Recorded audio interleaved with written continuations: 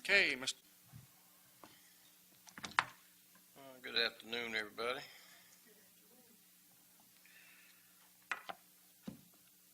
I feel like, churches, obviously most of us feel like church shouldn't be just a social hour, so it should be a learning time too as well.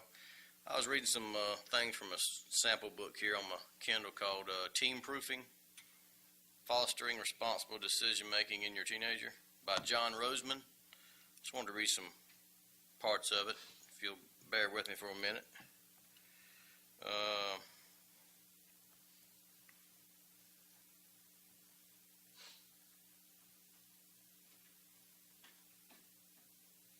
Says since 1955, this is going to be kind of scattered here back and forth. Since 1955, two statistics concerning America's teenagers have increased more than threefold: violent crimes, assaults on peers, teachers, parents, and society in general; depression, as indicated by a tripling, plus the teenage suicide rate.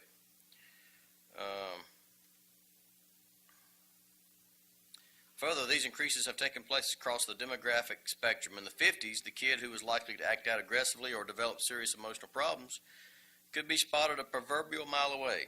Almost always, he came from an obviously troubled family that lived on the wrong side of the tracks, as in, the mother had run off with a traveling salesman, leaving the children in the care of a father who was frequently unemployed alcoholic. The kids were generally unsupervised, undisciplined, and did poorly in school.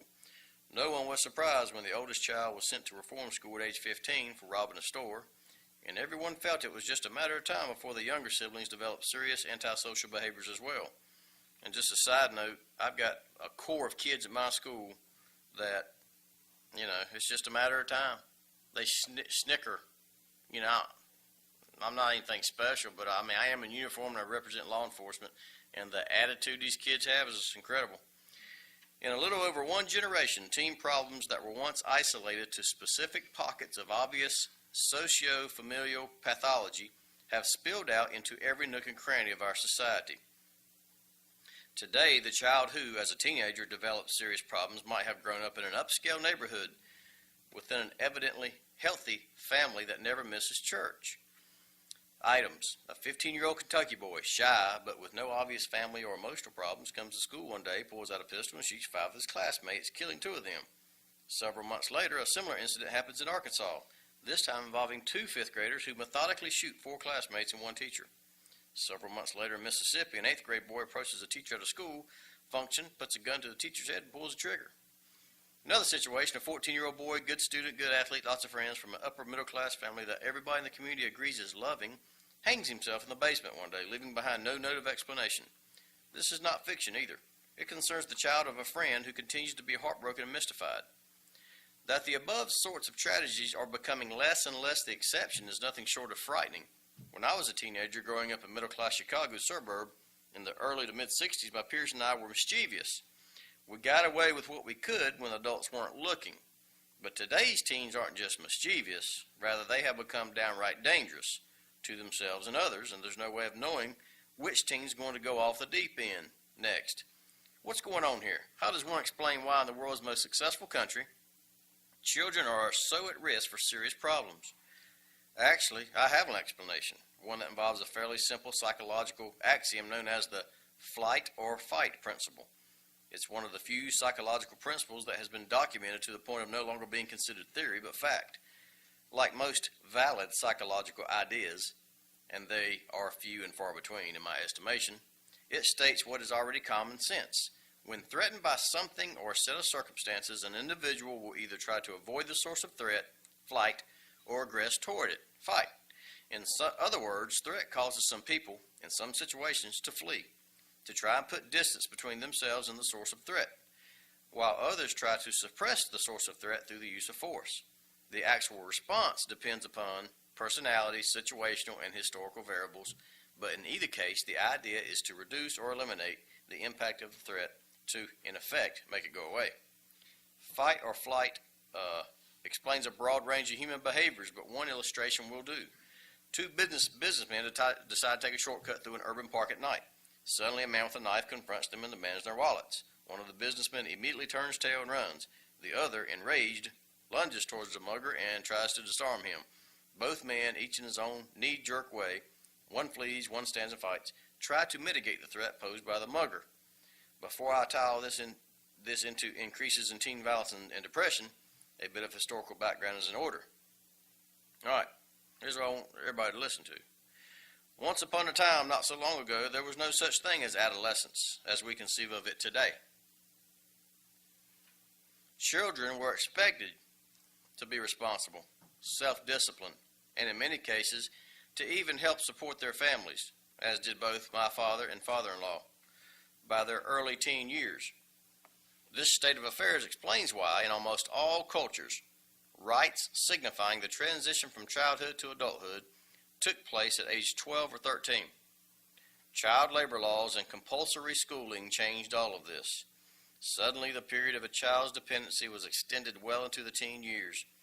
Since World War II, a steadily rising standard of living has further contributed to the creation of contemporary adolescence, a 6 to 8 year period of relative leisure that only children of the fabulously rich, and not all of them either, mind you, enjoyed 75 or more years ago. To make matters worse, adults have generally responded lazily to teen leisure. Instead of confronting teens with hard realities and helping them develop mature decision-making skills, today's adults indulge and enable. As a consequence, compared with his grandparents when they were teens, today's teen is an emotional toddler, irresponsible, narcissistic, which means me, and oblivious to risk. Worst of all, today's teen is irrelevant, worthless, in the sense of lacking worth. Let's face it, there is no point to being a teenager today unless the point is to be as irresponsible as possible. As the teen years have become increasingly devoid of meaning and purpose, adolescence has transformed into a period of profound emotional vulnerability. 40 years ago, when I was perched on the threshold of my teen years, these vulnerabilities were kept in check by an adult community that still stood together where child rearing was concerned. Today's kids, on the other hand, enter adolescence with at least 3 strikes against them. And this is part of mine at my school, weakened disciplinary policies and procedures. Adult discipline of children has significantly weakened in just 40 years. This is a result of a disingenuous psychobabble to the effect that traditional child rearing practices were psychologically harmful, aka my daddy whipped me. Oh, bless your heart. Okay. A canard cut from whole cloth, let me assure you, and B, an adult community that is no longer unanimous concerning how children should be dealt with under any circumstances. People of my parents' generation often tell me they are appalled at the behavior of their grandchildren. How many in here have thought that themselves? Y'all got grandchildren? How many in here say, my gosh, I can't believe he acts like that? And wonder how such well-behaved children, theirs, could be rearing such undisciplined kids. Not only do today's kids exhibit far more behavior problems than did children in their prior generations, but they're also lacking in responsibilities. For example, household chores.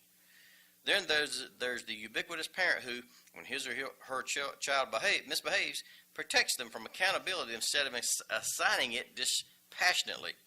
Grandma called the undisciplined child a brat. Today we say he has a attention deficit disorder.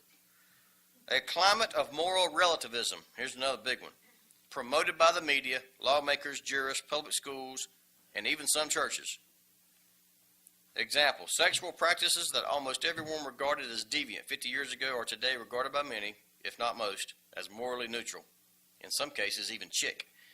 The result of this sort of moral sleight of hand is that today's children are entering the teen years without a clear concept of right versus wrong. Example, in my day, when one of us cheated on a test, we knew we'd done wrong. A recent poll of high school students reveals the majority of them think cheating is actually okay under certain circumstances. A host of extra family influences and temptations that were simply not acting upon or available to teens in previous generations. I speak here of such insidious things as the contemporary family sitcom, where when kids sass their parents, the laugh track rolls, and drugs, which are more dangerous today both in terms of potency and kind than the 60s hippies ever dreamed of. Less disciplined, lacking a firm sense of right and wrong, and more exposed to and tempted by unsavory influences, that's how today's all-too-typical child enters the teen years. Not just still wet behind the ears, but more like still wet all over. In short, we're thrusting children today into the most vulnerable period of their lives, having deprived them of the defenses they will need to make sound decisions, while at the same time bombarding them with a host of temptations. Inadequate moral, emotional, intellectual, and behavioral defenses render anyone, much less a child, highly susceptible to intense feelings of insecurity. Insecurity equates to a pervasive feeling of threat, and threat, remember, activates the fight or flight principle. In this case, the symptoms are a tremendous upsurge in both depression and violent behavior among teens. So what's a parent to do? After 30 years of marriage to the wonderful Willie, with whom I reared 2 children, Eric, now 29, and Amy, now 26, and 26 years of experience as a family psychologist and parent educator, I'm bold enough to say I have some answers to that very question. I'm fully aware that any solution is easier said than done, but I'm completely confident that the advice contained herein will work for those parents who are willing to work at it. Let's see here. He speaks about how the idea came to him to write this book. Hold on one second. And of course the book's called Teen Proofing, trying to help teenagers stop making self-destructive decisions.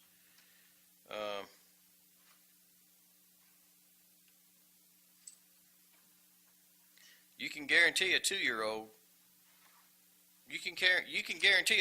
can't get to a certain cabinet, but there's absolutely nothing a parent can do short of putting a child in solitary confinement from ages 12 through 18 to guarantee a teen won't use drugs, shoplift, get drunk, crash a car, or whatever.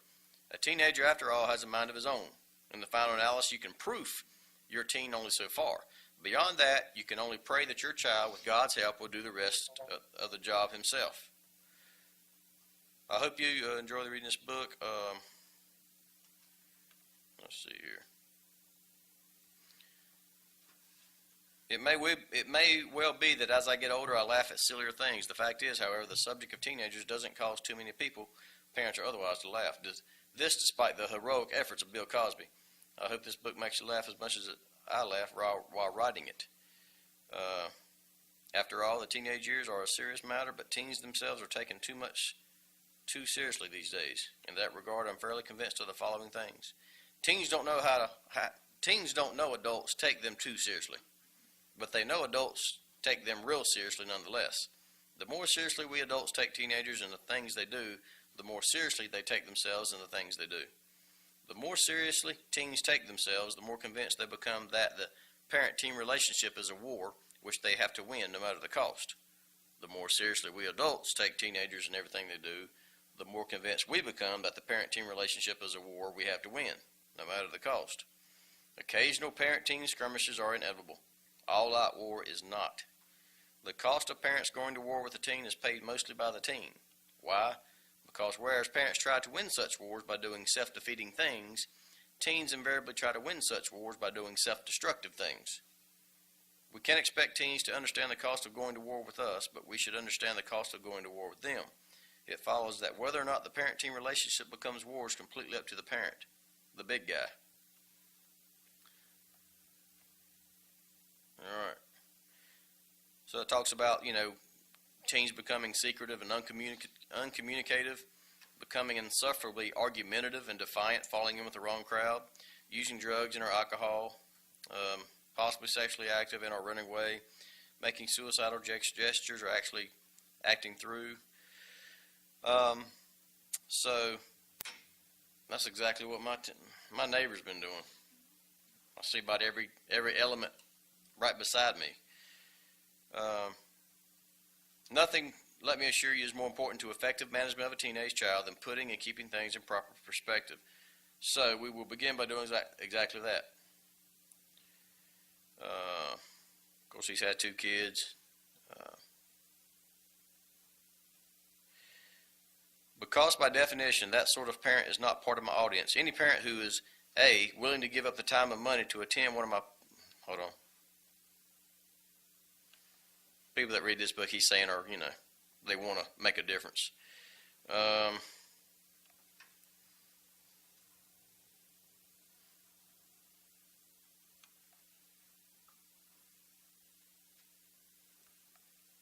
on one second.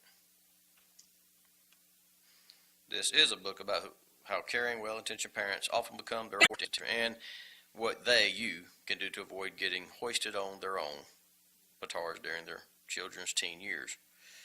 I will not, I promise you, bore you to tears with theory or psychobabble. I'm going to share real-life stories with you from the annals of my own family and other normally messed-up families with whom I've often worked over the years. It talks about teens do things in perfectly normal families. They mess up. They do things that she shouldn't do, which is life. And it talks about and he actually mentions Proverbs. It says, for parents of teens, emotional survival hinges on remembering the words of Proverbs 22:15. Foolishness or folly is bound in the heart of the child. And then he doesn't finish it. But it says, and remembering also that in these modern times, this foolishness generally peaks during the early teen years. If you've done your job reasonably well to this point, and the typical reader of this book probably has, your teen's foolishness will probably run its course in due time, just as yours did. Foolishness is bound in the heart of a child. And what's the rest of it say? But the rod of correction will drive it far from it.